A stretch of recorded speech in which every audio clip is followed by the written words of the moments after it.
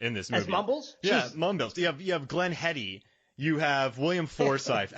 You have Mandy Patinkin in a role. Paul Sorvino. Mandy Patinkin. Oh my God, yes. And I love Charlie Corsmo. I mean, the kid from Hook, the kid from What About Bob and Can't Hardly MIT Wait. physicist, a lawyer from Yale. Super. Right? Someone told him to quit too. Like, I think Steven Spielberg or Warren Beatty, one of them, gave them advice. He's like, "What should I do with my life?" And I get out of acting. So then he goes to Yale, pops up in Can't Hardly Wait, which was, what's kind of weird? When Can't Hardly Wait happened, I remember seeing him and going, "That's the kid from Hook. That's What About Bob." I remember being so excited. See, that's what my wife remembers. She's like, I know that kid. I know that. What about Bob? Ziggy. Yeah. And like, she loves that movie too. And I'm like, yeah, it's just really crazy. Like, for him to show, and he just did another thing. I think nice. He has a 2019 credit for a movie that got like 17,000 at box office, but has like a 90% on Rotten. Oh, nice. I looked at the cover. I read the little, because I was like a blurb, just one little blurb, and I'm like, maybe it was a passion thing. He knew somebody who was like, I'll just be in it. And I'm like, holy crap! Now I got to see this thing. I loved how sassy he was in this movie. He didn't feel just a shoehorn child. Because remember in the 90s, all the kids that were forced to. There's this weird trend, and it still goes on. And I'm not just saying it's with Dick Tracy. I know the kid was from the comics, but then you have. I'm going on a tangent here, but you had Kindergarten Cop, and then you had Vin Diesel was the pacifier. Dave Bautista was in a spy movie with someone. The Rock was in a Game Plan. What about the Schwarzenegger movie, Last Action Hero, with the kid too? Right? There was always giving people kids in the 90s. There's always a kid with that. There's really only two kids. Like I love this kid, and then there's Indiana Jones. Oh yeah. Oh dude. Those are the kids. Short Round. Yeah, Short Round. Oh, that guy. So it's I think I told you recently, like, they should have been a spin. Now there would be a spin-off, you know that. Oh, for sure. It might, like 2008, there would have been a spin-off. In 2020, it could be a whole other thing with their kids and like a whole family. And what a good little kid actor too. But I gotta tell you, I love the cast. And this movie, man, was a hit. It made over 300 million worldwide, adjusted for inflation. I mean, this was a big movie. Now, when we were the same age, do you remember the marketing? I don't remember the marketing from this movie, but they spent at the time at $50 million to market this movie because of the success of Batman. Yeah. Do you remember that? No, actually, it's really funny.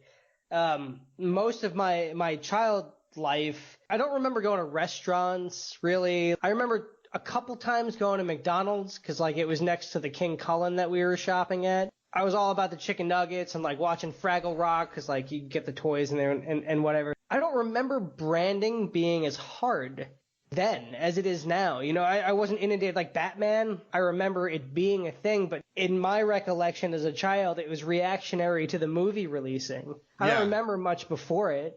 Yeah, you're right. That's kind of how I grew up. Is I don't remember, oh my God, this movie is coming out until the Ninja Turtles 2. Yeah. Then I was like, oh my God. Oh, we got that episode coming out too. Just that was groundbreaking then, that movie. Oh my gosh. I mean, I can't even. My favorite scene in all of movies, and this is the Leonardo vigil over Raphael in the first Ninja Turtles. There was something so touching about the way that was shot, the way it was acted. I could do a whole hour on that. and I think it was so impactful because when we saw that, we were kids and we saw Leonardo doing that vigil. And I think, I don't want to sound like an old fogey, but if you look at these movies, Teenage Mutant Ninja Turtles, there are gags in them. But then you got Dick Tracy, Jurassic Park, Hook. I think there were movies in the past that treated kids more maybe intelligently, or they added rougher themes. They would add a vigil of Leonardo after watching Raphael get schnockered by all the foot soldiers. I think they sort of respected the kids at that time. We're already seeing All Dogs Go to Heaven. Like, what are you going to do to us now? Like, what's left? Yeah, and Ernest Scared Stupid. Charlie's dead. Yeah. Oh, that was so brutal. And he goes to hell. Oh, my God. He went to hell. Yeah. And we're sitting there in theaters like, this is going to, because we were used to Disney movies, but we didn't know Don Bluth was a pissed off ex-Disney employee at the time. So, hey, we got All Dogs Go to Heaven. And then Ernest Scared Stupid in 91 destroys whatever soul we have left watching that. Miak. Oh, yeah. But you know what I love about this movie is Jeffrey Katzenberg. I'm jumping on another thing here, but Jeffrey Katzenberg, he was a Disney executive at the time, and this is what he had to say. We found ourselves attracting the caliber of talent with which event movies could be made, and more we began making them. The result, costs have escalated, profitability has slipped, and our level of risk has compounded. And he wasn't a fan of this. I mean, he threw a lot of money behind it. They were doing this in reaction to Batman. And when this movie came out, it still made $24 million in 1990. Its opening weekend. It didn't match Batman. Of course it wouldn't match Batman. That's like asking, I'm trying to think of a weird thing. This is like asking Miak Man to capture the equal gross of Spider-Man. That's just not going to happen. But it made a lot of money, was nominated for 7 Academy Awards, and it was the 9th highest grossing movie at the domestic box office that year. So it was a hit. It just wasn't the hit, which is very interesting that this movie was very financially successful, but it didn't do Batman money, so people considered it a failure, which is lofty expectations for Dick Tracy. So I have a question about that because I was trying to find the answer, and maybe you know more than me. So it was financially successful. It was basically a blockbuster hit, but not as big as some other blockbuster hits. But you're talking about a period of friggin' blockbuster hits, man, like the biggest ones, in the short space. But Warren Beatty always wanted this to be a vehicle for a franchise of movies. He wanted to do a sequel to it. How do you have a financially successful movie that people were happy if they liked this movie? There's no sequel. What happened? That's really interesting because, all right, so Al Pacino was nominated for Best Actor. The cinematography, the costume design, the sound was nominated. It won for art. Song? Yeah, it won for art direction. It won for makeup and Best Original Song by Stephen Sondheim. Now, here's the thing, though. There are movies that come out like Warcraft, or there's movies like Battleship that are worldwide successful. I mean, these movies, people don't know that. Warcraft made $700 million, $800 million. Battleship made $700 million. But they probably cost $300 million to make and then another $150 to market. So at the end of the day, the headache that these people have and then the results that they get, they're not too pleased with. So after this movie came out, the development of this was hell. I mean, Disney burned Steven Spielberg. They used the Who Framed Roger Rabbit short instead of Spielberg wanted it in front of Arachnophobia. They put it in front of Dick Tracy. They burned their relationship with Spielberg. They were supposed to have Walter Hill on this movie. They were supposed to have Landis on this movie. They all pulled out of the way. I mean, this was years in development. Finally, Warren Beatty gets on it, and it went over budget by a lot. This is a movie where everything is 7 colors. And the camera doesn't move on specifically. It's built like a comic strip. It was a big expenditure. But the problem was, what I think is the hype got it its big box office and critics adored it. But if a sequel came out and they spent the same amount of money or more, who would go watch? Like, the hype isn't there anymore. Does that make sense? Sin City 2? Yeah, because that didn't do well. Right. Exactly. Yeah.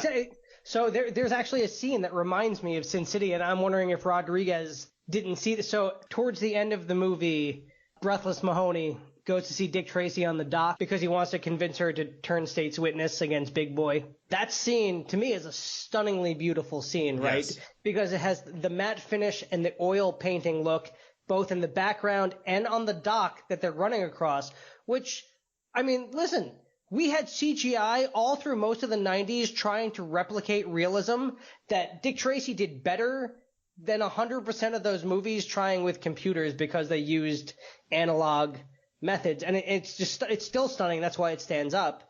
But they used actual water in between to film like the harbor look in the dock. So there's the matte in the back, there's the forefront with the dock, and there's actual light like the moon casting off this water. And it just reminded me of the scene, and maybe it's the end of Bruce Willis on the dock in Sin City. Yeah. And there's a shot of the dock that almost has that same angle. And like I saw this shot and I was like, oh my God, I've seen this shot. is this the shot? And I haven't watched it.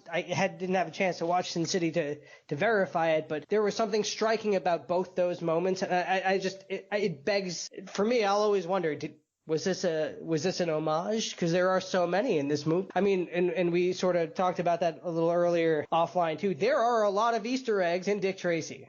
Oh, so many. And I guess to answer your question, I know Rodriguez was faithful to Frank Miller, but that he wrote Sin City post 1990. And so these filming techniques to create, I mean, Beatty did it first. When I think Robert Rodriguez is a very smart man, and he got to where he's at by loving film. So when he was making Sin City, I haven't looked for an interview, but I can guarantee you Rodriguez knew about Dick Tracy, and he knew about those shots. Well, that's so the reason that I draw the comparison, right, is and we talked about, it does have it's a colorful film, right? But it still has that noir feel to it. Yeah. Very much a throwback to that. You know, maybe why is such a limited palette too? You know, it can't just be black and white. As you started this whole thing off with, see, yeah, it does have that, little, you know. And now I just want to watch Spider-Verse. So well, thanks for that. there are. Oh, hey, Nick Cage, hey, Batman Noir. But I mean, there are scenes in this where Dick Tracy turns around with a Tommy gun with a car exploding behind him, and he is having a gunfight with William Forsythe, who spent 3 hours a day to become Flat Top. I mean, there's a lot of stylization to this. And, I mean, listen, Breathless Mahoney, played by Mahana? Played by Moana and Madonna together. So now, I actually want to see that now. Played by Madonna. And I love all the random rumors about this, that Beatty and she were dating at the time, and she got scale for this movie, so she's the biggest pop star in the world, making $2,000 a week just to be in this film. They had zero chemistry.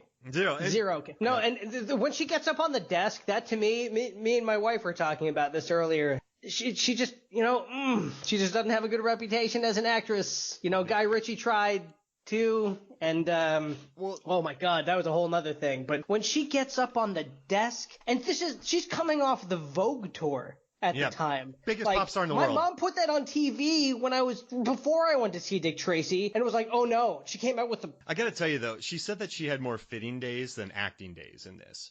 And so, I mean, the costume designer, Milena Canaro, I mean, she had worked on Chariots of Fire, Barry Lyndon, Marie Antoinette, Grand Budapest Hotel, Life Aquatic, Wolfman, which I think looks beautiful. That came out with Benicio del Toro. She did Shining, Clockwork Orange. I think the idea that he had in mind, like, Warren Beatty likes to control a lot of things on his sets. So I think she was there to sort of perform the music, to be there in the club. That's when she shines.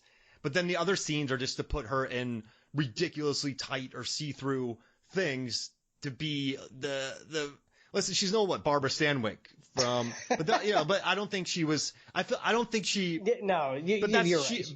But I think she played her role well. But I think her character is a bit of an afterthought and just more about the kind of songs and eye candy.